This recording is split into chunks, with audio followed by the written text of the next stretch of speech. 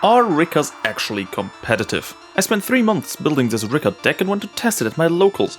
This is not an ordinary place, no.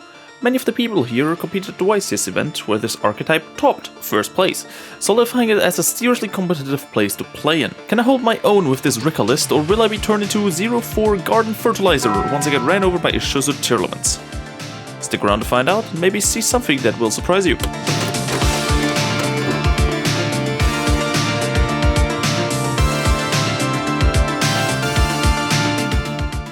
Hey there, and welcome back to Igniskidd. I have been playing competitively on and off when time allowed, ever since starting this channel. Now I'm setting aside the best archetype known to man and my staple deck, Speedroids, for a little known YCS underdog, Rikka. Well, to see ourselves to locals, I have to leave the comfort of digital space and go do some deck building with our newly acquired Rikka cards.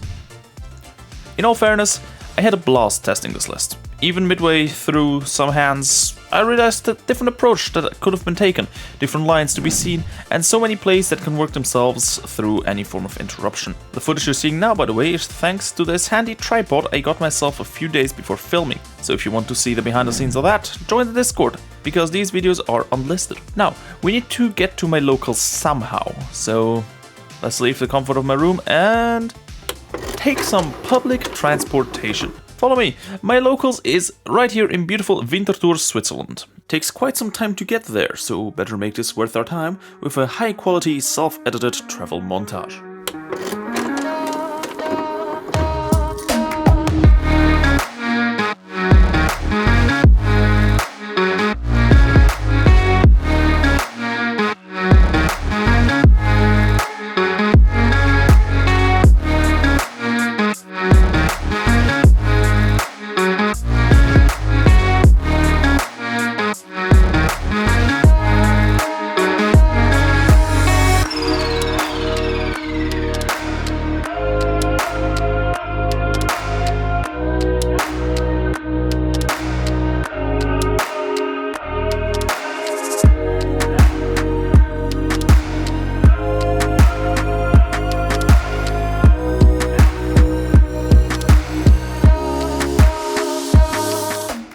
Here we are, in front of the TCG League Winterthur, one of the most competitive locals to my knowledge and also the only one running at a time convenient for me to make this video, even though I have to sacrifice a stream day for it, twitch.tv/Igniskidd by the way. Let's take these plants for a spin and see how they perform.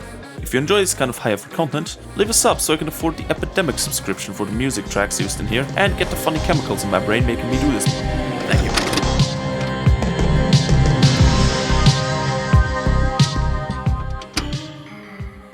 Alright, starting on with our first game of the day against Naturia. I braked game 1, so nothing much to write home about there, and round 2 showed me how little I truly know about the deck I was playing against. The Fenrir that came down every time certainly didn't help me either. Round 2 was basically over for me after I got lightning stormed for everything I had.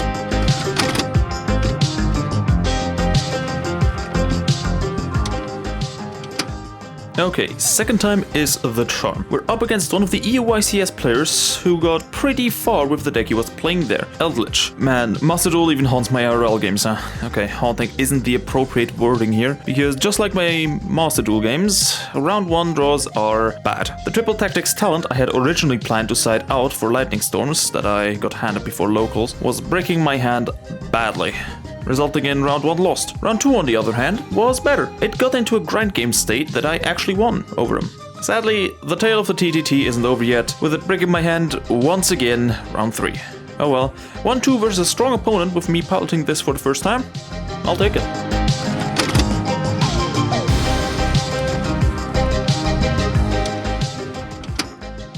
It is time for game 3 against Floowandereeze. So in this matchup, the better tribute deck wins, I guess. Had a really bad opener in game 1 and I lost a die roll, so we went to round 2 almost immediately.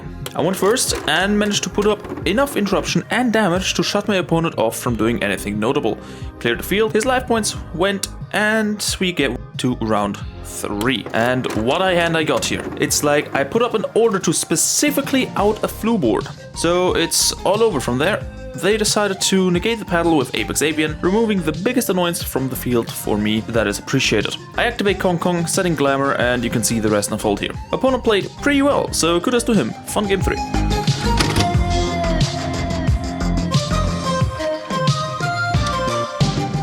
Game 4 rolls around and... this was so bad to play against, my phone decided to not record past 12 minutes, so I'll spare you guys the suffering and just a fast recap here. 1-2 loss. Dragoon, Floodgates are...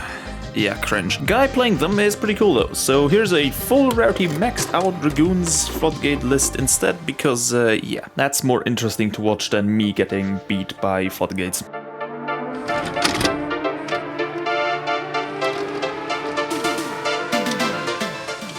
The last game is versus Despia. Let's do this. We win the die roll, things are looking up for us. We draw in our opening hand to what we lost against last time. Floodgates, hooray! A rivalry and a judge call to inform my opponent that you cannot make Mirror Jade under said Floodgate. Results in an easy game 1 for us. He was pretty chill about the ruling and took it without an issue. Round 2 is my story this entire locals so far. But for him instead, he decided to go first, bricked, and because of Konkon and the rikka effects tributing for cost, the super poly in his back row was shut down also, resulting on a swift beatdown and a good ending to our first rikka locals today.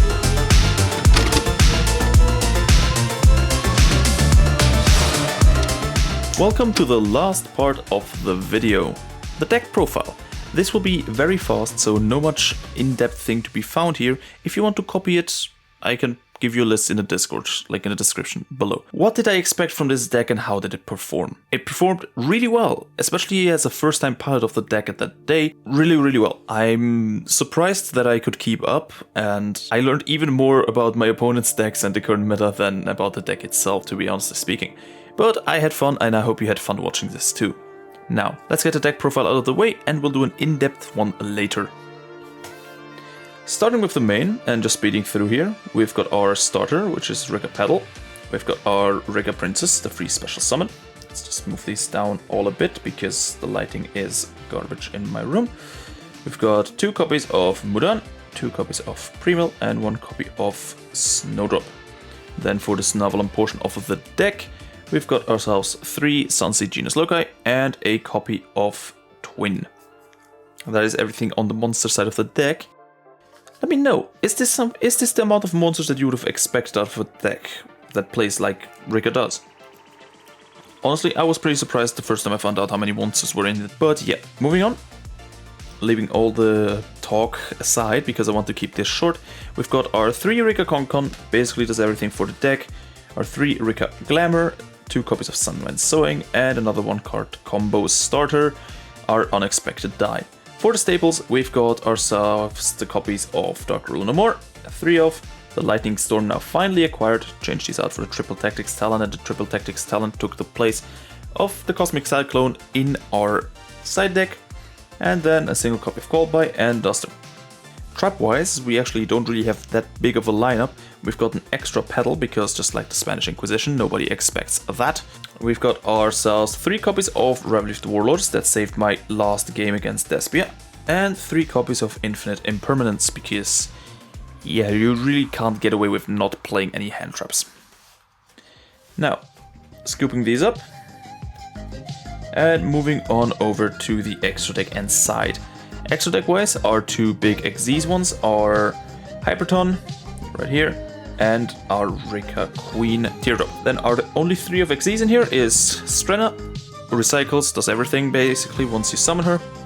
And link-wise, we've got 2 healers, 3 trees, 1 Sylvan Dance Peon, 2 Aroma Seraphim Jasmines, 1 copy of Melias, 1 copy of Bengalancer the Resurgent.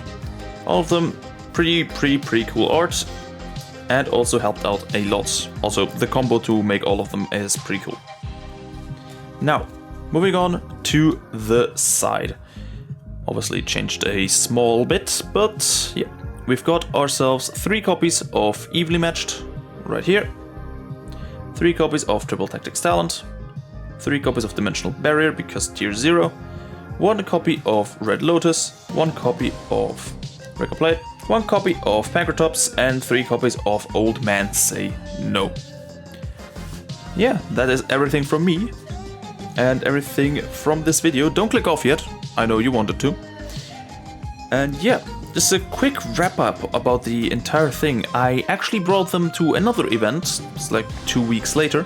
Well, not 2 weeks, like a week or so later, like directly after Christmas. And I actually performed way better there because I knew what I was doing. And I had a better idea of what I was playing against. Actually went 3-1 that day and only lost because me missed playing pretty hard on game 2. Yeah. Hey, I'm human, I make mistakes. What do you want me to do? Anyways, I don't have a closer. Roll the outro, and I hope you have a good day. Leave a like.